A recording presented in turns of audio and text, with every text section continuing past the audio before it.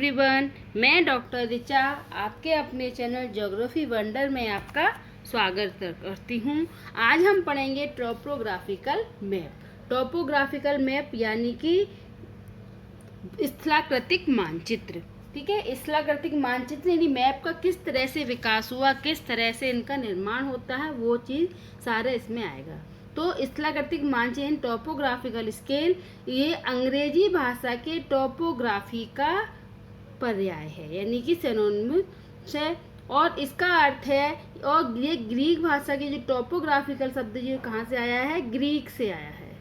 ठीक है, और ग्रीक भाषा के शब्द टॉपो और ग्राफी से मिलकर बना है। टॉपो का मतलब इसमें होता है स्थान, प्लेस, और ग्राफी का मतलब होता है ड्रॉ या निर्माण करना। तो टॉपोग्राफी यानी कि पृथ्वी तल की विभिन्न स्थलाकृतियां यानी कि स्थान का मानव द्वारा बनाया गया मानचित्र टॉपोग्राफिकल मैप कहलाता है।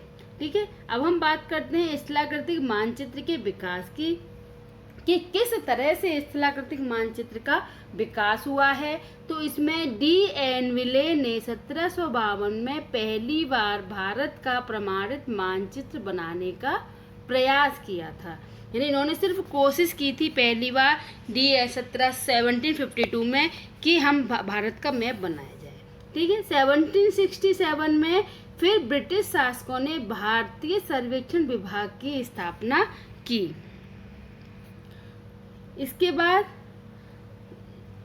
जेम्स रेनेल को प्रथम महासर्वेक्षक नियुक्त किया गया था और इन्हें भारत का प्रथम मानचित्र निर्माता माना जाता है। ये क्वेश्चन नेट में आया हुआ है कि भारत का प्रथम मानचित्र निर्माता कौन है, तो जेम्स रेनेल है।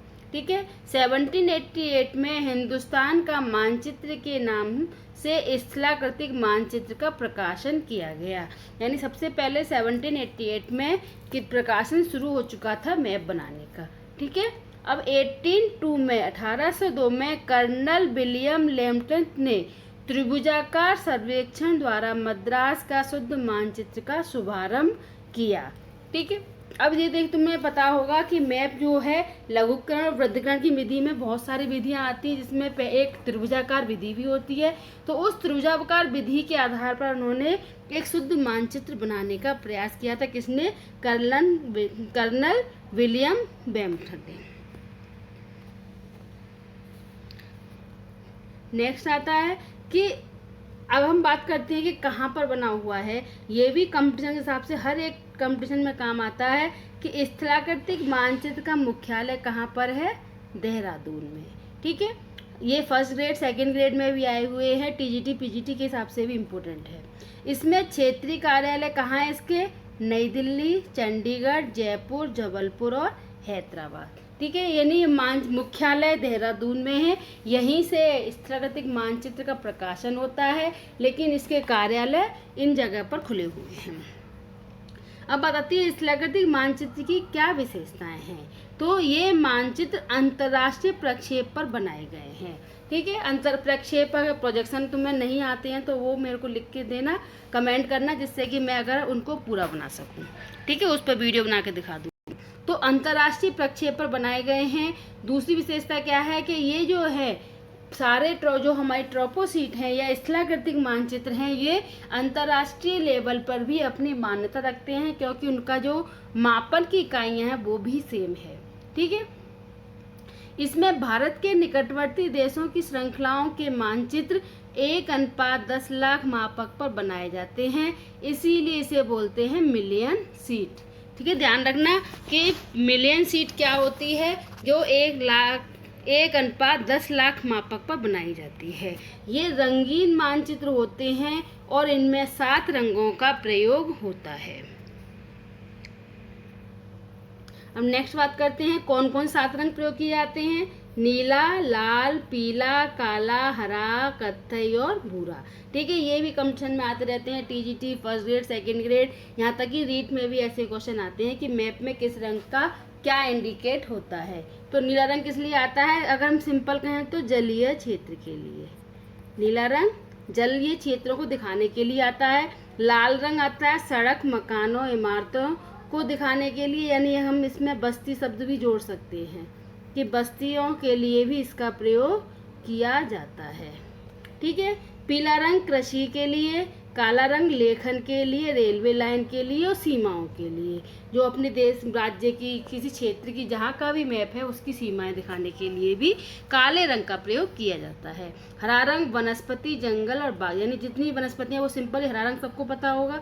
कत्थई रंग समोच्च रेखाओं के लिए। समोच्च रेखाएं क्या होती हैं? समोच्च यानी कि समान ऊंचाई की रेखाओं को समोच्च रेखाओं द्वारा दिखाया जाता है। अगर मैं इसको हल्का सा मैप बना के दिखाऊं तो इस तरह से इनको डिवाइड किया जाता है और फिर ये जो है एक समान ऊंचाई को दिखा रही है। यानी अगर ये 500 मीटर की है तो ये 500 मीटर की ये रेखाएं समोच्च रेखाएं, ये 300 की हो गई, ये 200 की हो गई, तो ये क्यों क्या कहते हैं हम? समोच्च रेखाएं। भूरा रंग पर्वत छाया दिखाने के लिए, यानी ब्राउन कलर किस लिए आता है? पर्वतों की छायाकरण दिखाने के लिए। और ब्राउन में जितना गहरा रंग होता जाएगा, इन सभी के रूप में बता रही हूँ, जहाँ पर सघनता बढ़ती जाएगी रंग गहरा होता जाएगा और सघनता कम होती जाएगी तो रंग जो है हल्का होता जाएगा, चाहे वो नीला रंग हो, चाहे लाल हो, चाहे पीला हो। यानी बस्तियाँ अगर समुद्र जलीय क्षेत्र में गहरा जल है तो वहाँ पर गहरा नीला होगा और उथला जल है तो वहाँ पर हल्का नीला रंग होगा। इसी तरह से इन रंगों का गहरा और हल्का ये दिखाता है कि कोई चीज़ ऊंची है या नीची है, वो भी स्पष्ट रंग हमें बताती है। ठीक है। अगला आता है, इस मानचित्र में परंपरागत चिन्हों का प्रयोग किया जाता है। रूट चिन्ह जो बनाए जाते हैं कि नदी के लिए कौन सा है, तालाब के लिए कौन सा है, मंदिर के लिए कौन सा है, वो सभी रूट चिन्ह भी इसमें आते हैं। ठीक है। भारतीय सर्वेक्षण विभाग द्वारा प्रकाशित स्थलाकृतिक मानचित्र। अब तक कितने सर्वेक्षण विभाग द्वारा जो स्थलाकृतिक मानचित्र उनका प्रकाशन हुआ है? इसमें अगर हम बात करें तो पहला आता है अंतर्राष्ट्रीय श्रृंखला, फिर आती है दक्षिण एशियाई श्रृंखला, फिर भारतीय के समीपवर्ती देशों की श्रृंखला और लास्ट में आती है भारत के स्थलाकृतिक मानचित्र की श्रृंखला। ये 3 टॉपिक तो मैं अभी क्लियर करूंगी, चौथा टॉपिक सेकंड वीडियो में बनाऊंगी क्योंकि बड़ी वीडियो बन जाती। तो हम बात करते हैं पहला अंतर्राष्ट्रीय श्रृंखला के बारे में। तो अंतर्राष्ट्रीय श्रृंखला की जो है ये बहुत सारी मीटिंगें होने के बाद फाइनल हुआ था। तो पहली मीटिंग कहाँ हुई थी? स्विट्जरलैंड में 1891 में, 1891 में, 1895 में फिर लंदन में हुई, 1908 में जेनेवा में हुई और 1909 में लंदन में इसकी फिर से बैठक हुई और तब अंतर्राष्ट्रीय श्रृंखला का जो है निर्णय लिया गया कि किस तरह से हम अंतर्राष्ट्रीय श्रृंखलाएं बनाएंगे मैप की। ठीक है। अब इसमें क्या था? 1909 में जो मानचित्र बनाए गए थे वो 1:10 लाख मापनी पर बनाए गए थे। ये ध्यान रखना, जितने भी हमारे अंतर्राष्ट्रीय मैप हैं वो मिलियन शीट के नाम से ही जाने जाते हैं। तो 1930 में जो है इनमें फिर संशोधन हुआ। पहले जो बनाए जाते थे वो बहुशंकुआकार प्रक्षेपण बनते थे, इसके स्थान पर अंतर्राष्ट्रीय प्रक्षेपों ने ले ली। ये नवीन श्रृंखला किससे बनी होती है? अंतर्राष्ट्रीय प्रक्षेपों पर। ये भी क्वेश्चन इम्पोर्टेंट है।